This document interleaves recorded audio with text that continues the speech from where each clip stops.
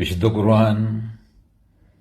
ഖുർആൻ പഠിക്കൂ, ജീവിതത്തിൽ പ്രകാശം പരത്തൂ, പങ്കുവെക്കൂ, നന്മ വളർത്തൂ.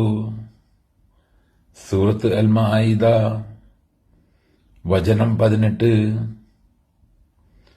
ബിസ്മില്ലാഹിർ റഹ്മാനിർ റഹീം.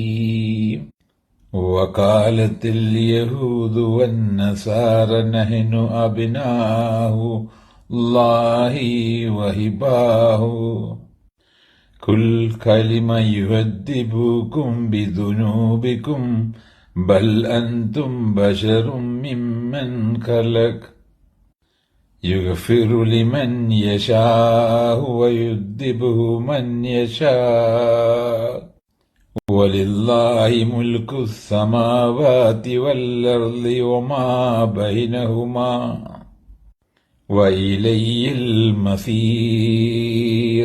യഹൂദരും ക്രിസ്ത്യാനികളും പറഞ്ഞു, ഞങ്ങൾ അള്ളാഹുവിന്റെ മക്കളും അവന് പ്രിയപ്പെട്ടവരുമാകുന്നു എന്ന് നബിയെ പറയുക. പിന്നെന്തിനാണ് നിങ്ങൾ നിങ്ങളുടെ കുറ്റങ്ങൾക്ക് അള്ളാഹു നിങ്ങളെ ശിക്ഷിക്കുന്നത്? അങ്ങനെയല്ല, അവന്റെ സൃഷ്ടികളിൽപ്പെട്ട മനുഷ്യൻ മാത്രമാകുന്നു നിങ്ങൾ.